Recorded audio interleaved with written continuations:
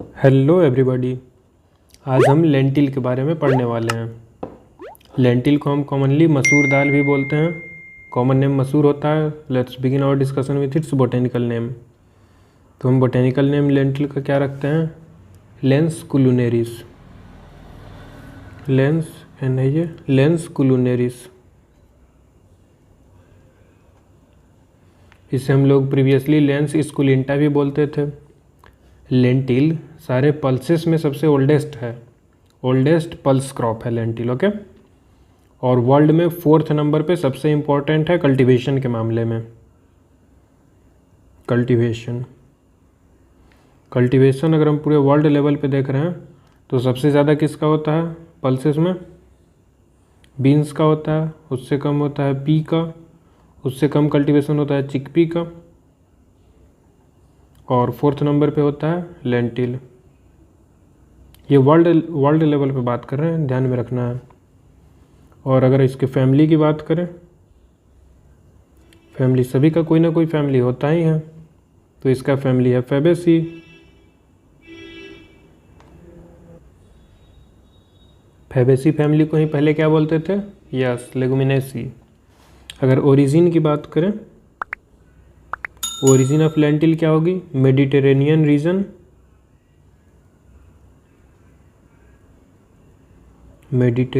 Reason. या फिर अगर ऑप्शन में अफ़गानिस्तान है तो वो भी सही होगा।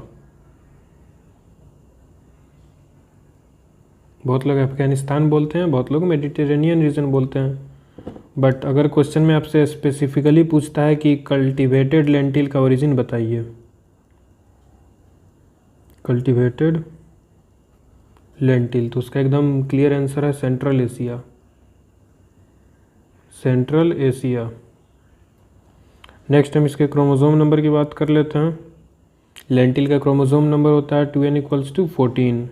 पी का भी वही होता है और भी बहुत सारों का सेम होता है। इसको एक चार्ट बना के आप लोग याद करेंगे, आपके लिए इजी होगा। मूविंग फॉरवर्ड हम इसमें इन्फ्लोरेसेंस की बात कर लेते हैं। इन्फ्लोरेसेंस क्या होता है? रेसिम होता है। रेसिम इन्फ्लोरेसेंस कॉमन है सारे पल्सेस में, याद हो गया होगा अब तक तो आप लोगों को। हम लोग 2-3 पल्सेस पढ़ चुके हैं पहले। सेल्फ पॉलिनेटेड प्लांट है एंड लॉन्ग डे प्लांट है। Lentil is a self pollinated and a long day plant. अगर हम लेंटिल के जर्मिनेशन की बात करें तो लेंटिल में जर्मिनेशन कौन सा है? हाइपोजियल जर्मिनेशन है। Hypogeal germination.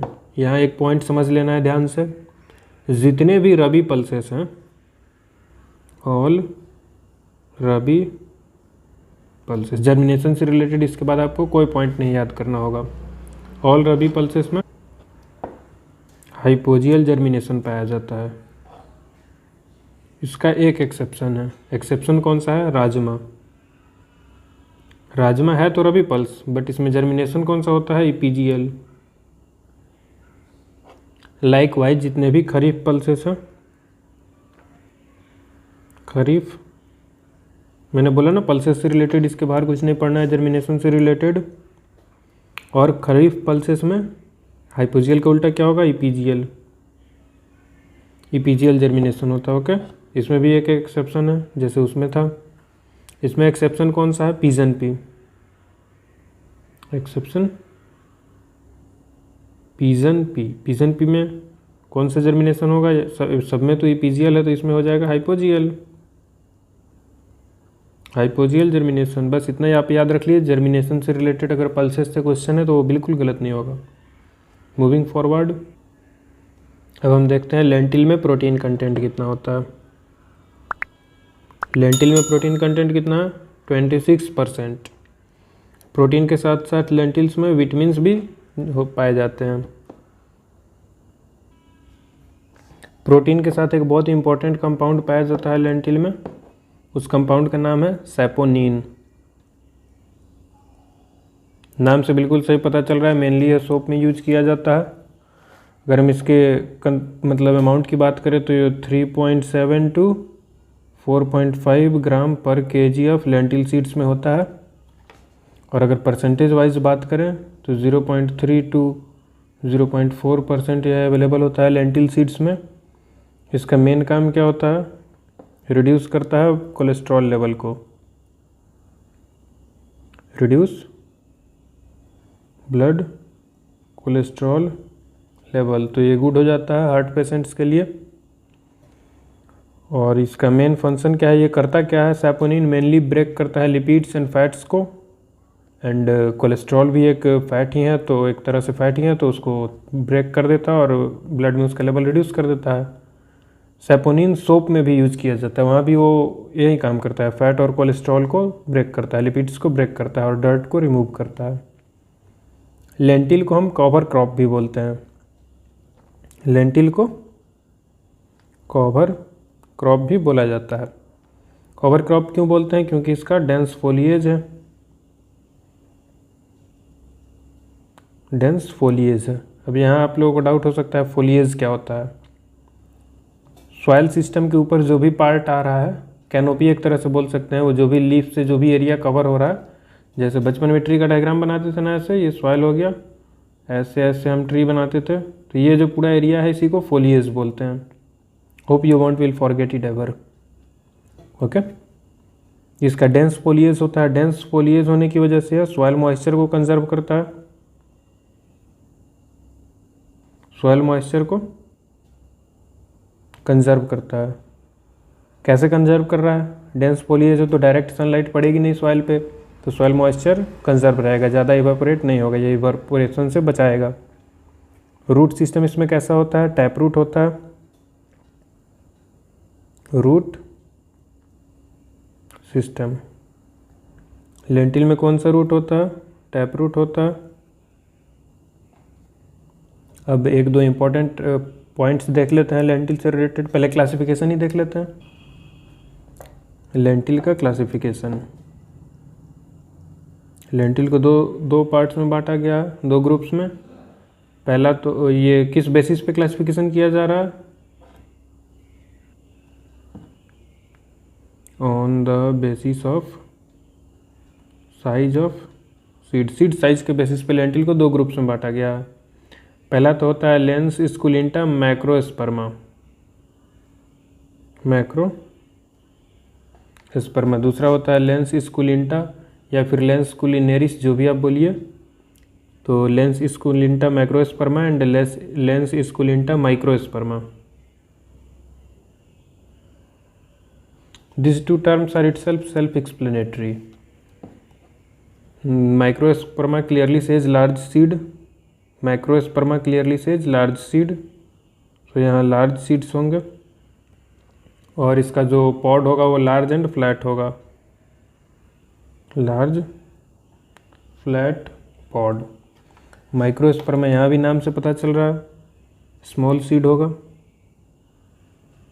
स्मॉल सीड होगा, तो और पॉड कैसा होगा, स्मॉल कॉन्वेक्स पॉड होगा इसमें, स्मॉल कॉन्वेक्स पॉड। अब दोनों के ओरिजिन से रिलेटेड भी कभी कभी क्वेश्चन पूछ लिया जाता है। तो मैक्रोस्पर्मा का ओरिजिन होता है सेंट्रल एशिया या फिर अफ्रीका, सेंट्रल एशिया या फिर अफ्रीका, मेडिटेरेनियन रीजन भी बोल सकते हैं। और इसका माइक्रोस्पर्मा का ओरिजिन हो जाता है इंडिया पाकिस्तान, ओके। ओरिजिन लिख रहे हैं यहाँ पे, यह भी ओरिजिन है। लेट्स मूव फॉरवर्ड, आगे देखते हैं। नाइट्रोजन फिक्सेशन से रिलेटेड कुछ स्पेशल पॉइंट है लेंटिल के लिए। N2 फिक्सेशन, लेंटिल जो है वो लेग्यूम क्रॉप है जिसमें मैक्सिमम N2 फिक्सेशन होता है,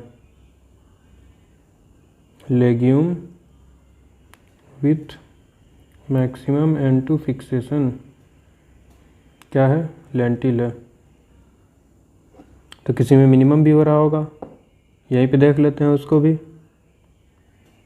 राजमा, जर्मिनेशन में भी एक्सेप्शन में आया था राजमा, यहाँ भी आ रहा है। आप सिर्फ पल्स की बात कर रहे हैं, लेग्यूम मतलब पल्स, वही समझ ही रहे हैं आप लोग। राजमा जो है उसमें N2 फिक्सेशन नहीं होता है, बिल्कुल नहीं होता है जी, बिल्कुल नहीं होता है। ठीक है, इनटू फिक्सेशन से रिलेटेड ये पॉइंट याद रखना है, बहुत बार आया है एग्जाम में। अब एक और कॉन्सेप्ट समझ लेते हैं, रिले क्रॉपिंग क्या होता है। रिले बहुत जगह आप लोगों को देखने को मिलेगा, राजमा में रिले क्रॉपिंग का पैटर्न फॉलो किया जाता है। कहीं पे लिखा रहता है पैरा क्रॉपिंग, कहीं पे लिखा रहता है उटेरा क्रॉपिंग, और ये बहुत सारे क्रॉप्स में आप लोगों को देखने मिलेगा। तो यहाँ इसको आज क्लियरिफाई कर देते हैं। ये रिले क्रॉपिंग का ही दूसरा नाम है पैरा क्रॉपिंग। ये para cropping mainly West Bengal and UP में यूज किया जाने वाला टर्म है। उटेरा क्रॉपिंग मेनली एमपी में यूज किया जाने वाला टर्म है। रिले क्रॉपिंग का एकदम सिंपल से मतलब है कि नेक्स्ट क्रॉप को लगाया जाता है इस क्रॉप को काटने से 10-15 दिन पहले। Next crop is sown 10 to 15 days prior to harvesting of present standing crop. Present standing crop, इसको एग्जांपल हम समझ लेते हैं। जैसे राइस है, जनरली रबी के बाद ही खरीफ को लगाया जाता है। Rice is rabi crop, you all know this very well. इसकी हार्वेस्टिंग होने वाली है अक्टूबर नवंबर में होती है। तो जब भी राइस की हार्वेस्टिंग होने वाली है उससे 10-15 दिन पहले 10 to 15 days अर्लियर उसी फील्ड में हम लेंटिल को सो कर देते हैं। बस इतना सही है रिले क्रॉपिंग। अब इसी के लॉन्गर रिटेंशन के लिए हम एक बार आपको डायग्राम से भी समझा देते हैं, ध्यान से देखिए। ये टाइम है, यहाँ से यहाँ तक रबी क्रॉप हमने लगाया है। मान लीजिए राइस लगा दिया, खरीफ क्रॉप होता है राइस, तो यहाँ से यहाँ तक हमने राइस लगा दिया जो कि एक खरीफ क्रॉप है।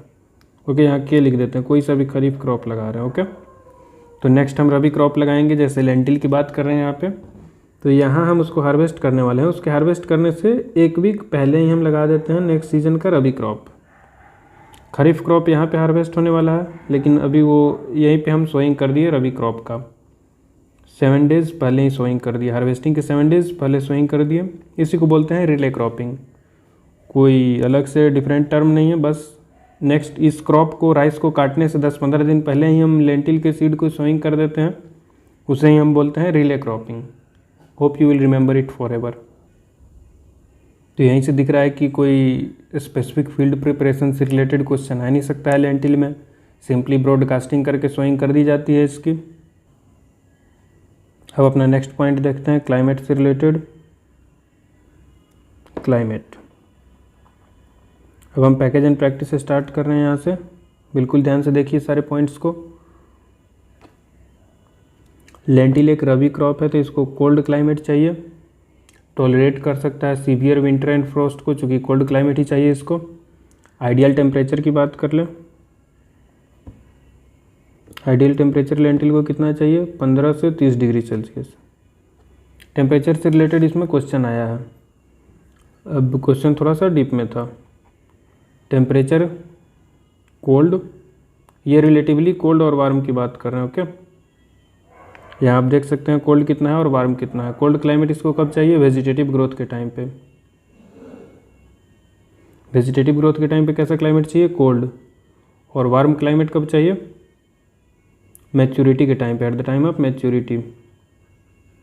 तो ये आप ध्यान में रखेंगे लेंटिल के लिए। अगर टेम्परेचर 10 डिग्री से भी नीचे चला जाए तो जर्मिनेशन में डिले हो जाता है और वेजिटेटिव ग्रोथ अच्छे से नहीं हो पाती है। एक स्पेशल पॉइंट याद रख लेना, इफेक्ट ऑफ रेन क्या होता है। इफेक्ट ऑफ रेन, अगर आप लोग ऑब्जेक्टिव सॉल्व करेंगे तो उसमें आपको क्वेश्चन दिख जाएगा। तो इसका आंसर होगा no effect of rain on any stage. No effect on any stage. जैसे बारिश अगर बहुत ज़्यादा भी पड़ जाए या बारिश पड़े ही नहीं, फ़र्क नहीं पड़ता उससे लेंटिल को, क्योंकि ये मेनली रेनफीड कंडीशन में ही लगाया जाता है। ज़्यादा इरिगेशन की रिक्वायरमेंट होती नहीं है लेंटिल को। और अगर सॉइल की बात करें तो इसको वेल ड्रेन्ड लोम सॉइल चाहिए।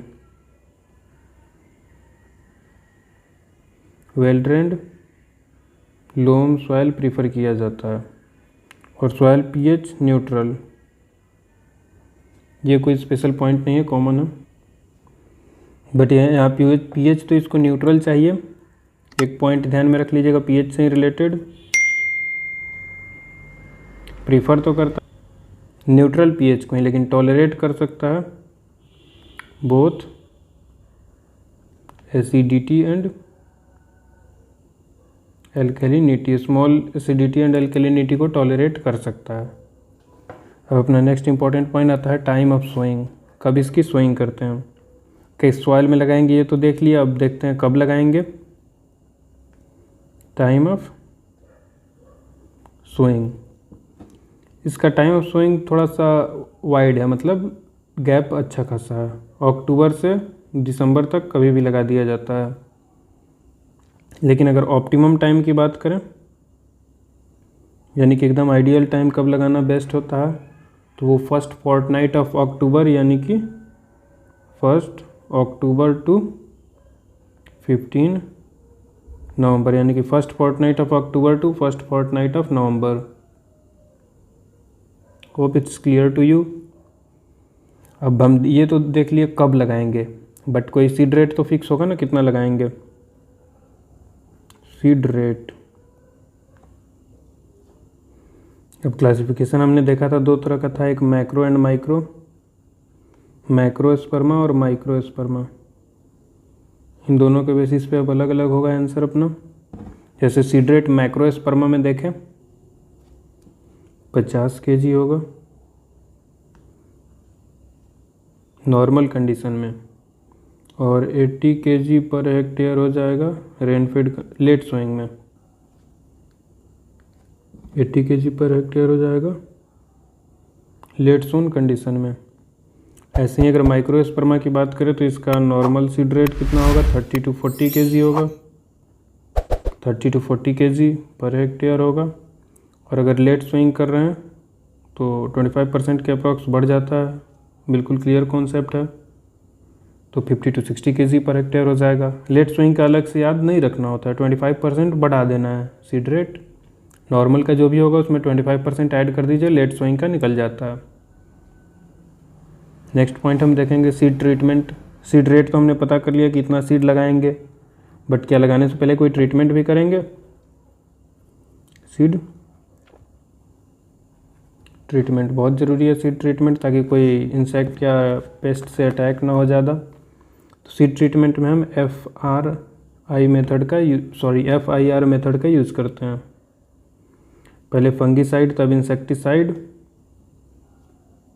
तब राइजोबियम कल्चर का यूज़ करते हैं। अब सीड ट्रीटमेंट अगर डिटेल में देखना है तो मैंने लास्ट वीडियो जो अपलोड करी है चिकपी की, उसमें डिटेल में बताया है सीड ट्रीटमेंट से रिलेटेड। FIR का कॉन्सेप्ट उसमें समझाया है। अब सीड ट्रीटमेंट हमने कर दिया, अब हम ये भी जानना चाहिए कि स्पेसिंग कितना रखेंगे दो सीड्स के बीच। तो स्पेसिंग में भी वहीं कन्फ्यूज़न होने वाला है दो क्लासिफिकेशन का, माइक्रोस्पर्मा एंड मैक्रोस्पर्मा। माइक्रोस्पर्मा में भी दो तरह का होगा, एक टाइमली सोन, एक लेट सोन। मैक्रो में भी दो होगा, टाइमली एंड लेट। तो माइक्रोस्पर्मा इफ टाइमली सोन किया जा रहा है तो उसकी स्पेसिंग हम रखते हैं 30 × 5 सेंटीमीटर स्क्वायर। ये रो टू रो डिस्टेंस हो जाएगा या प्लांट टू प्लांट डिस्टेंस हो जाएगा। और अगर लेट सोन कर रहे हैं माइक्रोस्पर्मा का तो स्पेसिंग थोड़ी सी कम हो जाती है और सीड रेट थोड़ी सी बढ़ जाती है, 25 × 5 सेंटीमीटर स्क्वायर लेट सोन, और यह नॉर्मल का है। अब मैक्रोस्पर्मा की बात करें तो यहाँ स्पेसिंग हम कितनी रखते हैं, 30 × 10 सेंटीमीटर। मैक्रो है तो थोड़ा सा स्पेसिंग ज़्यादा ही रखेंगे क्योंकि सीड साइज़ बड़ा है, ये नॉर्मल कंडीशन में हो जाएगा। और अगर लेट सोन कर रहे हैं तो स्पेसिंग थोड़ा सा कम कर देंगे, 20 × 10 सेंटीमीटर स्क्वायर। जो बड़ी वैल्यू होती है वो रो टू रो की डिस्टेंस होती है, और जो छोटी वैल्यू होती है वो प्लांट टू प्लांट के बीच की डिस्टेंस होती है। अब हमने स्पेसिंग डिसाइड करके सोइंग कर दी। कुछ फर्टिलाइज़र की भी रिक्वायरमेंट होगी, NPK सीधे सीधे याद रख लीजिए, 20:50:20 kg पर हेक्टेयर। लेंटिल और सोयाबीन दोनों का यही है। ऐसे चीज़ों को रिलेट करके पढ़ेंगे, ज़्यादा याद रहेगा आप लोगों को। एक चीज़ ध्यान दीजिएगा, मैक्सिमम पल्सेस में N2 फिक्सेशन का जो रेशियो होता है वो 1:2:1 ही होता है। यहाँ पे थोड़ा सा डिफरेंट है इससे, 20:40:20 होता तो ये 1:1 हो जाता, बट यहाँ 20:50:20 है। तो लेंटिल और सोयाबीन में ये रेशियो फॉलो नहीं हो रहा है अच्छे से। बाकी सारे पल्सेस में NPK का रेशियो, NPK ऑल पल्सेस में 1:2:1 के रेशियो में होता है। एक्सेप्शन क्या है? एक्सेप्शन है लेंटिल एंड सोयाबीन, उसमें 20:50:20 है। फर्टिलाइज़र में ही थोड़ा सा लेंटिल को जिंक की भी ज़रूरत होती है, तो ZnSO4 हम डाल देते हैं 25 kg पर हेक्टेयर। आप लोग भी ऐसे अपना नोट्स बना ले रफ टाइप का ही, तो ज़्यादा इजी रहेगा आप लोगों के लिए पढ़ना। ओके, अब हमने फर्टिलाइज़र का भी एप्लीकेशन कर दिया सोइंग के बाद, तो अब वाटर मैनेजमेंट से रिलेटेड अगर कोई पॉइंट हो तो देख लेते हैं। वाटर मैनेजमेंट, वाटर मैनेजमेंट में आप लोगों ने देखा कि ज़्यादा इरिगेशन इसको चाहिए नहीं, अनइरिगेटेड एरिया में लगाया जाता है, ज़्यादा पानी की ज़रूरत नहीं है। फिर भी if water is available you can apply 2 इरीगेशंस। यानी इसका क्या मतलब हुआ कि 2 क्रिटिकल स्टेज हैं लेंटिल में, और क्या। तो 2 इरीगेशन कब कब दे देंगे उसको लिख लेते हैं यहाँ पे। पहला तो दे देंगे फ्लावरिंग स्टेज पे, और दूसरा इरीगेशन दे देंगे पॉड डेवलपमेंट स्टेज पे। पॉड डेवलपमेंट स्टेज पे तो अगर मतलब मेनली तो इसको पानी की ज़रूरत है ही नहीं, पानी वानी इरिगेशन का टेंशन लेना ही नहीं है। फिर भी अगर किसी को है कि नहीं पानी तो अपने पास बहुत है, अपने को मैक्सिमम प्रोडक्शन लेना है, तो 2 टाइम पे इरिगेशन दे सकते हैं। पहला तो फ्लावरिंग के टाइम पे, और दूसरा पॉट डेवलपमेंट के टाइम पे। इसमें इरिगेशन से रिलेटेड कोई स्पेशल पॉइंट है ही नहीं। इरिगेशन के बाद क्या आता है? Weed management. Weed management, weed management में क्या ध्यान रखेंगे? वीडिंग 2 बार करेंगे। वीडिंग क्या होता है? रिमूवल ऑफ वीड्स, सभी को पता है, 2 बार करेंगे। पहला कब होगा, दूसरा कब होगा? पहला होता है 20 to 30 days after sowing, 20 to 30 days after sowing. और सेकंड वीडिंग करेंगे 40 to 45 days after sowing. Lentil एक स्लो ग्रोइंग क्रॉप है, तो 60 डेज तक इसमें वीड और प्लांट का इंटरेक्शन होते रहता है, कंपटीशन चलते रहता है न्यूट्रिएंट्स के अपटेक के लिए। तो पहला वीडिंग करते हैं 20 to 30 डेज आफ्टर सोइंग, और दूसरा वीडिंग करते हैं 40 to 45 डेज आफ्टर सोइंग। अब ये मैनुअल वीडिंग भी कर सकते हैं, और अगर आप लोगों को वीडिसाइड का यूज़ करना है, हर्बिसाइड का, तो एक प्री इमर्जेंस हर्बिसाइड आता है, pre emergence herbicide. Pre emergence herbicide कौन सा? पेंडिमिथाइलिन, बहुत फ्रीक्वेंटली यूज़ किया जाता है इसको।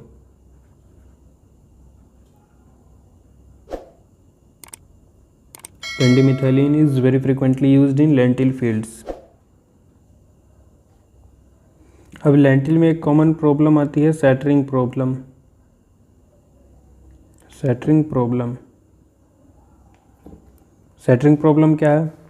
लेंटिल का जो सीड्स हैं वो एक टाइम मतलब पॉड जो है वो मैच्योर सेम टाइम पे नहीं होता है। जैसे कि मान लो मार्च के टाइम पे 70% तो मैच्योर हो गया, बट 30% तो इमैच्योर है। तो ये 70% जो मैच्योर है, तो हम सोचे ये 30% भी मैच्योर हो जाए तब हार्वेस्टिंग कर लेंगे। तो इस 30% के मैच्योर होने का वेट करेंगे, तब तक यह ओवर मैच्योर हो जाएगा। ओवर मैच्योर का क्या मतलब है? कि ड्राई हो जाएगा, एक्चुअली ओवर ड्राइड हो जाएगा, बहुत ज़्यादा सूख जाएगा।